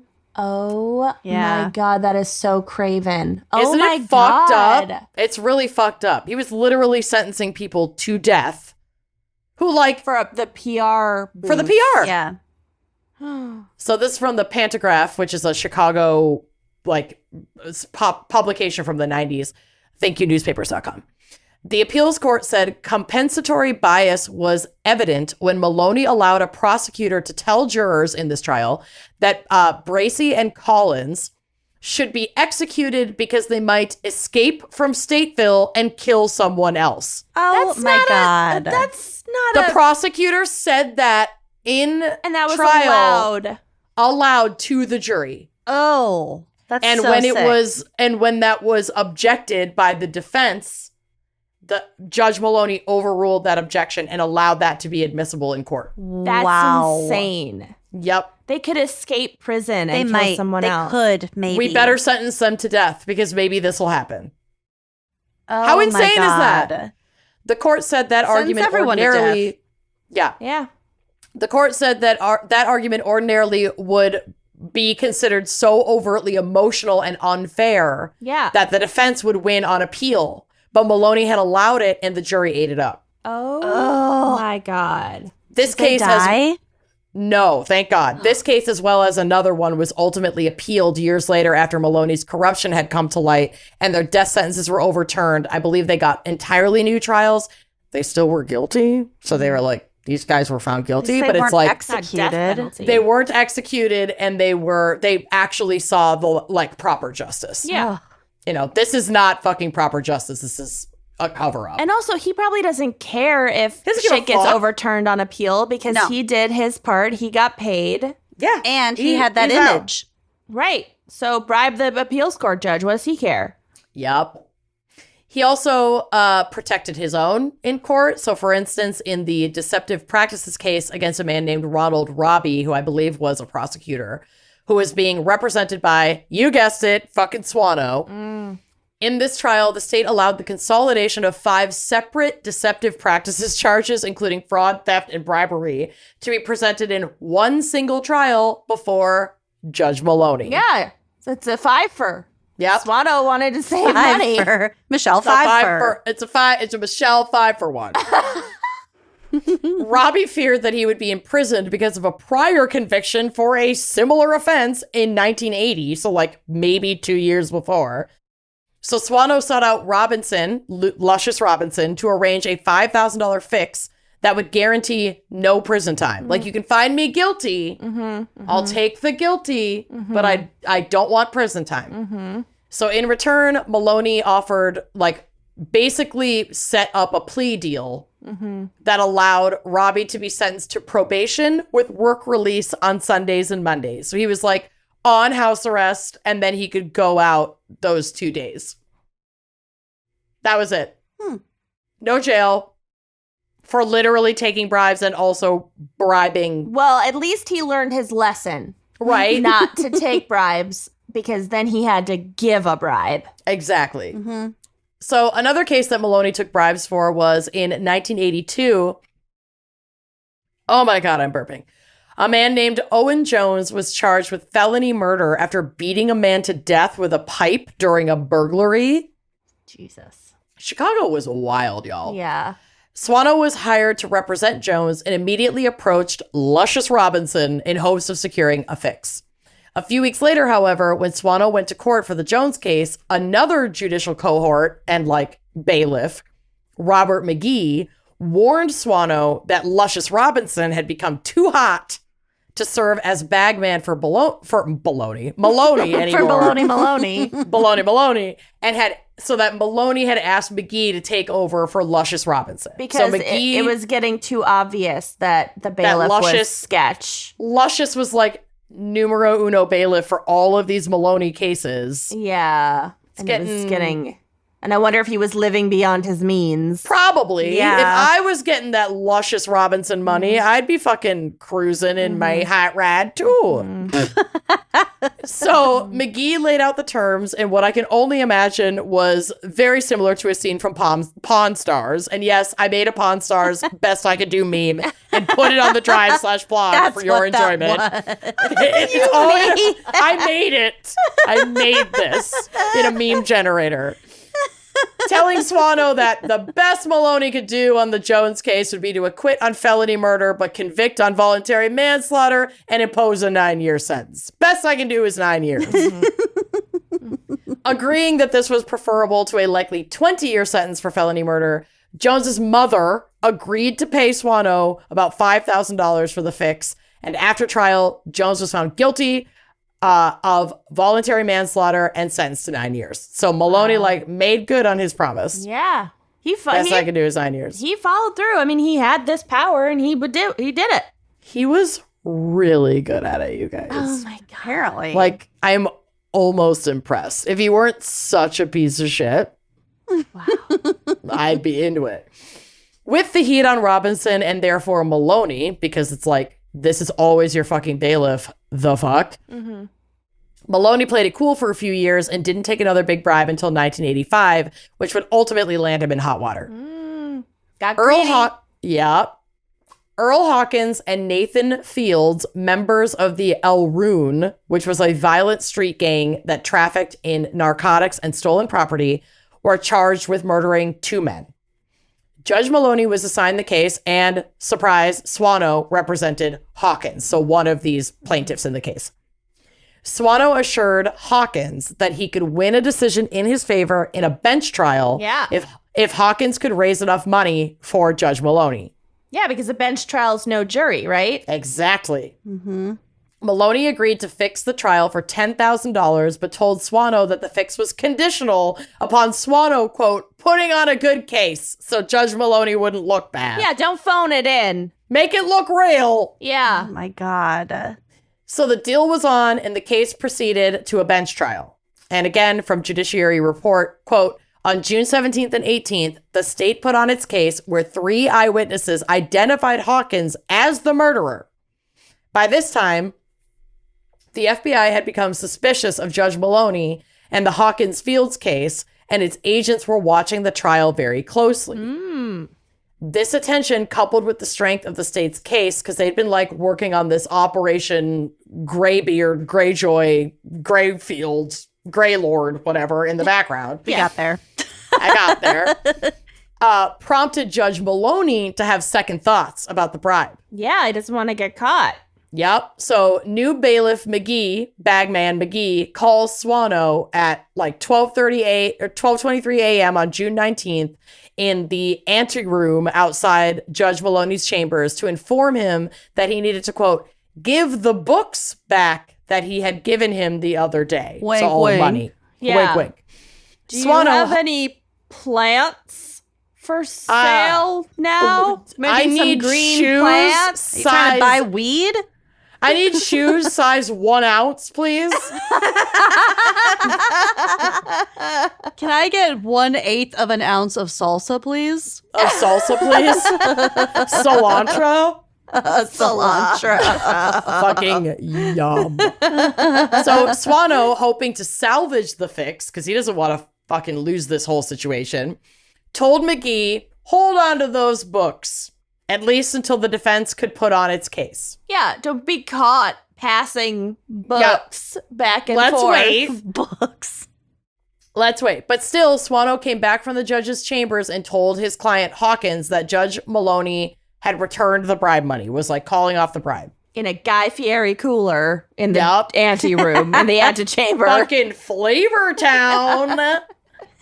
Despite going back and forth with Maloney to reconfirm the bribe, by the end of the trial on June 26th, Judge Maloney apparently believed that Swano had not lived up to his end of the bargain of putting on a good trial, put on a good defense, and told him that the fix is off. You didn't do your part. Yeah, I can't reasonably be seen to swing this. Yep. You didn't defend them good enough. Okay. The next morning, Maloney told Swano that a lawyer had left a file for him, quote unquote, in his chambers and directed a deputy sheriff to retrieve it. When Swano went to the judge's chambers, Maloney handed Swano the file of money that he had passed to McGee at the start of the trial. So that's the return of the bribe, return of the MAC. Hawkins and Fields were found guilty by the judge and subsequently sentenced to death. So he was like, not only am I now that the heat's on me, I'm not going to take this bribe. And I'm going to be tough on this case. I'm going to so go the feds super tough don't. on this case because the feds are on my fucking trail. Surprised he even returned the bribe. I guess it was only to I know. like keep Swano happy so that he could keep the gravy train rolling. Yeah. Pretty much. So though the feds were rambling forward with their investigation, well up until 1989, Swano was still presenting cases before Judge Maloney. Like they were super, super duper in bed together. Yeah. Knowing they were under investigation, Maloney even asked Swano in his chambers one day whether or not he was, quote, standing tall, which Swano understood to mean he was resisting the questions of federal investigators. Oh. Judge Maloney also asked Swano if he, quote, needed a lawyer or any sort of help. In the summer of Nah, 1990... dude, I'm a lawyer. Nah, I'm good. I'll represent myself. Did you not pick up on that from all these trials? I'm a lawyer, and as long as you preside over our And I have a bribery great case, winning record in front of you. yeah, we Nuts. got this. In the summer of 1990, in a back stairway of the courthouse, Judge Maloney again asked Swano if he was standing tall because he had, quote, heard that there is a lot of investigation going on. Yeah, It's idiot. like some Donald Trump level. I just Straight need up. to find 11,000 votes. Yep. During the conversation, Swano told Maloney that he understood the government was trying to put together a tax case against him. So like some very Al Capone shit. But ultimately, they didn't need... They may have even been saying like, oh, we're putting together this tax case to like lull them into a false sense of complacency so they could further catch them in the act. I actually don't know if they were even really auditing his taxes. I mean, they certainly were to see Well, if it's they another could find... charge. Yeah. It's another charge, and also to see if they could find the like transfer of cash, like those patterns. I'm sure they were auditing his accounts.